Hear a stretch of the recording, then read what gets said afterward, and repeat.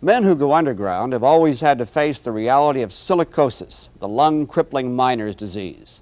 Of all the desperate attempts that have been made to control this known killer of men, none is quite so strange as the one we examine tonight. For more than 30 years now, gold miners in many parts of Canada have been starting each shift in a fog of dirty black powder. It's an extremely fine aluminum dust, and it's blown into the room where they change their clothes. They are urged to breathe deeply and through their mouths to make sure this black powder gets well down into their lungs. It's supposed to prevent silicosis, and they've been breathing this stuff since 1943. The idea that you can prevent a disease caused by dust by breathing in another kind of dust has gone largely unquestioned until tonight.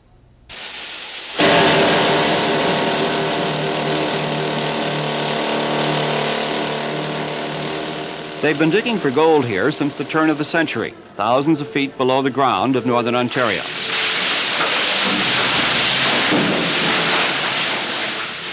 This is a modern mine with modern equipment. Water jets inside the drill keep the dust down, and the mine shafts are well ventilated.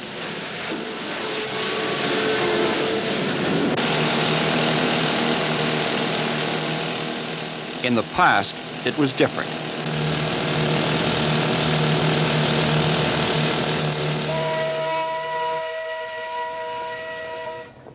Above ground, a new shift arrives. And once out of their clothes, the men go through the usual routine of punching in. You got lots of time. I missed my number.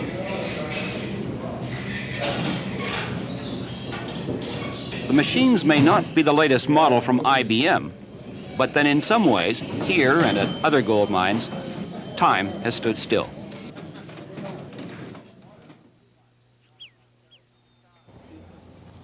This is the town of Schumacher in northern Ontario. Back in the 1930s, here on the McIntyre Road, they built the McIntyre Community Building. Inside is the McIntyre Arena, the McIntyre Coffee Shop, and the McIntyre Curling Club. As you've probably guessed, it was a company town. Up the road, they mined for gold, but they also produced a highly controversial product, McIntyre powder, for the treatment of silicosis. It's really a disease of the past that stifled and crippled the lungs of gold miners in Ontario in the 1920s. Silicosis comes from silica dust, and the rock they break has a high silica content. At the old McIntyre mine, doctors came up with a novel idea to help prevent the problem: aluminum dust. Breathe it deeply through the mouth, they urged the miners, and their lungs would be protected from the ravages of silica. The miners' change room is known as the dry, and it's here where they put on their work clothes that the aluminum powder is dispersed every day, twice a day, before each shift. The McIntyre researchers said it was harmless, according to experiments they carried out with rabbits and guinea pigs. And soon other mines also adopted the treatment, including this one, Dome Mines near Timmins. So that's the canister you use? That's very finely divided, pure aluminum dust prepared by the McIntyre Research Foundation because it is important that it be absolutely pure. Is that an expensive process for you people? Yes, it is. I can't tell you what the cost is simply because I don't know, but I do know from having looked at it before that it is costly. However, we feel it's worth the candle. The powder is forced through with a blast of compressed air at various points in the dry. And we asked Harry Pike, the mine manager, several times to let us film it. Several times, Mr. Pike declined. The dust itself is an obnoxious, I don't say it's an irritant, but it gets on your clothes, your mine clothes that are hanging here in the dry, and it really shouldn't come as a surprise to anyone that the men are unhappy with it. I was unhappy with it when I was working underground here at Dome back in 1939, because it's a black, dirty, miserable dust that nobody particularly cares for. What made you change your mind? Because I was exposed to some of the clinical experiments that occurred with these various animals that proved conclusively in animals that the aluminum dust did in fact prevent nodular silicosis. Look, we've been standing here by the nozzle talking about this dirty substance, the black clouds. You're not going to let us see it. I don't see any advantage. I don't mind your seeing it. My concern is that it would serve no useful purpose to show this to the Canadian public. It's almost as if you're hiding something. Well, that may be, but this is not a decision for John Q. Public to take. This is a decision for the mine to take in conjunction with such people as the McIntyre Research Foundation. And it is a dirty black cloud. And I would think that if I had no knowledge of mining and I saw that, my reaction would be exactly the same as I would expect from the public. And that is, isn't that a hell of a thing?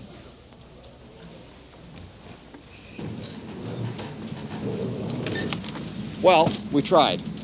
With few exceptions, Harry Pike's position is the position of the Canadian mining industry. And until proven otherwise, McIntyre aluminum powder is beneficial and does no harm. Well, we talked to a number of doctors around the world, specialists in their field, and we asked them if they were miners, would they breathe aluminum dust? No, I would not. Oh, most certainly not. It seems a little strange. I would have thought it's ethically unjustified to use a substance which is itself harmful.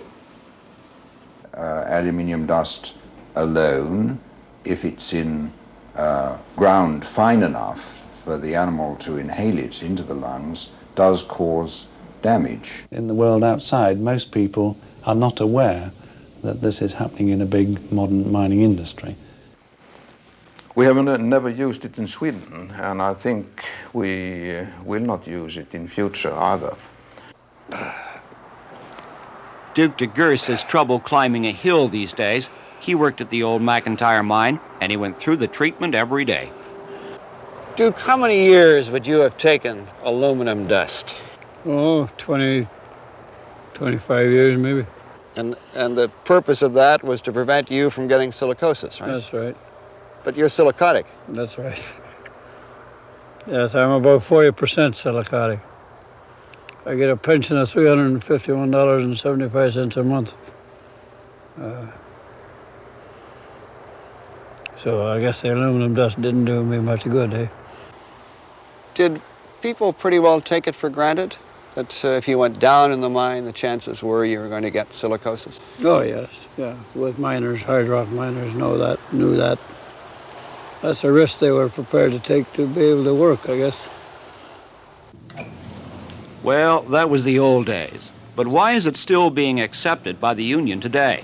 It was a major issue in recent negotiations between Dome Mines and the steelworkers' representative in Timmins, Mike Farrell. The company, in the final analysis, said to us, as a union, as an organization, if you are prepared to sign a document absolving the company for all future responsibility in this regard, we will discontinue it. So, in effect, they were inferring that they would not be responsible for any further cases of silicosis. Was that the impression you got? Well, the responsibility would then fall on the union. And again, we certainly weren't prepared to sign a document of that nature. For these men, the aluminum dust treatment goes on. Silicosis has declined dramatically, but the main reason seems to be modern dust control equipment that keeps down the levels of silica in the air. No one knows what the effect has been of the aluminum powder, and since the program started in Canada, the treatment has been given 190 million times. The McIntyre Research Foundation runs an office in a medical building in Midtown Toronto. Well, this is the canister That's released under pressure. The head of the foundation is William Dix, not a doctor, but a former vice president with the mine. I have already punctured this so that we could just see what it's like and see how fine it is. Good Lord, it's awfully black, isn't it? It's black because it's so fine it doesn't reflect light. Perhaps I'll leave it on the desk. If you touch it, you'll notice it gets quite It really gets right into the yes. skin. Well, it has to be fine because when it's exhausted into the atmosphere of a change house, it has the appearance of a mild fog.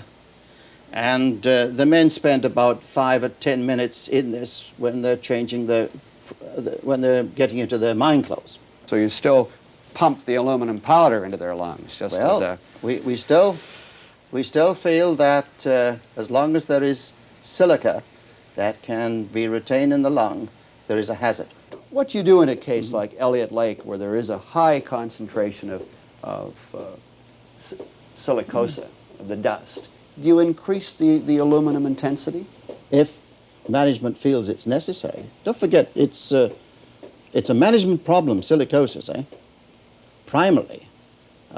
We don't force a man to take it. But you do support the dust. Oh, absolutely, yes. See how hard it is to cut. And it's a well-known complication of exposure. These are the lungs of a miner who got silicosis. They're hard and fibrous, and they're being examined by Dr. Roger Seal, a pathologist with Britain's Medical Research Council. He was unaware that aluminum dust was still being used. I think, to put it mildly, I was surprised because I knew it had had a vogue in the late 40s, early 50s, and I've been fairly close to the pneumoconiosis story in Britain, and to my knowledge it had never been used, and I presume therefore had fallen out of favour. And I was just, well, surprised. To be polite. To be polite, yes.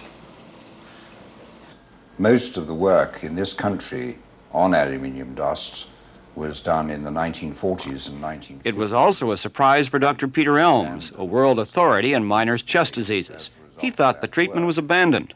I only started to get interested in it because we had an inquiry, in fact, from our police force who wanted to know whether aluminium dust was a safe material to use for taking fingerprints, or rather detecting fingerprints when murder investigations and that sort of thing.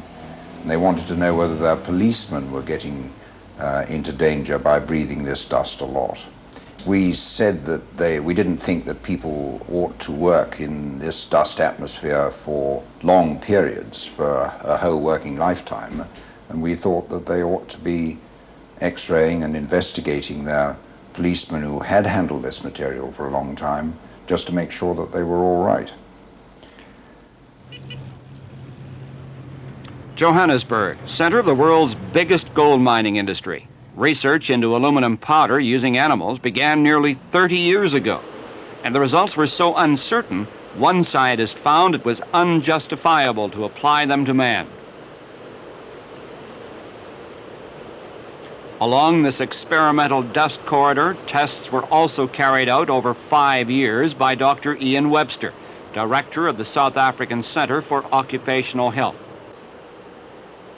He exposed monkeys to aluminum dust and silica dust combined, and all the monkeys developed silicosis.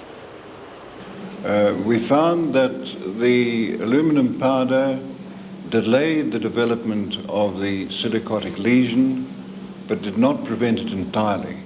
And he told Fifth Estate producer Gordon Stewart that the South African mining industry sent him to Canada to investigate the powder in 1963. When I returned, we recommended that further animal experimentation should be carried out. And then following on the results of our animal experimentation, we then recommended that it should not be used. We never were able to get the material from Dr. Webster in South Africa, which we were promised. Well, let me give you a quote from the Department of Occupational Medicine in Stockholm, Sweden. Aluminum dust can no longer be regarded as harmless. The damage caused by aluminum dust is irreversible. I am not aware of that any research they've done in Sweden on aluminum. They have probably been looking at the records as we have.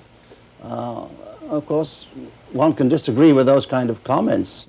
Medical Research Council in England, in a controlled test, the therapy was shown to have no noticeable effects on either the symptoms or progression. Again in Britain, the Industrial Pulmonary Disease Committee of the Medical Research Council, no measurable results, did not recommend the treatment. It has never been used in England, never been used there except in experimental animals. And not used in South Africa? Not used in South Africa. Nor Sweden? Nor Sweden, no. No, it's been in Canada and the United States. But one major company, Rio Algom, decided this year to stop the treatment, saying that exposing the miners to black, dirty dust is psychologically not good and places a burden on the lungs. Rightly or wrongly, I understand have been inhaling aluminum for a period of many years. Dr. David Muir from McMaster University, Hamilton, believes there's a medical responsibility to find out what's happened. Here is a form of prophylaxis which apparently has been claimed to have side effects, and I think one would want to look extremely carefully at the present and the future health of anyone who's been inhaling aluminum. But at least 4 Canadian mines are still using the powder, as this internal memo shows. Campbell Red Lake. Treatment has been provided since the early 1960s in a tunnel to the shaft that cannot be bypassed. Kerr Addison. Recently, they have been receiving requests from the local doctor to excuse certain men from treatment due to lung conditions. And there have been some suggestions that the aluminum levels in these individuals may be high. The suggestion being that possibly aluminum might, at the end of the day, cause some mental changes in elderly people. So, Mr. Dix, what I'm asking you is that with all the contradictory evidence that is available now that aluminum dust can be harmful to animals, that men are being compensated for aluminum lung, the fact that your theories are not accepted in South Africa, in Britain, in Sweden, I think there are even indications now that possibly it could even affect the central nervous system. So what I'm saying to you, in light of all of this, why wouldn't the McIntyre Research Foundation say, let's hold on, let's look at all this, and let's just take a second look, that we may be doing more harm than good? Yeah. Well, all I can say is that if the Department of Health, and it's with their approval that this is being used, of course, if they could prove to us and assure us that aluminum powder was not an effective against silicosis, in other words, it wasn't any help, then we'd be the first to throw it out the window.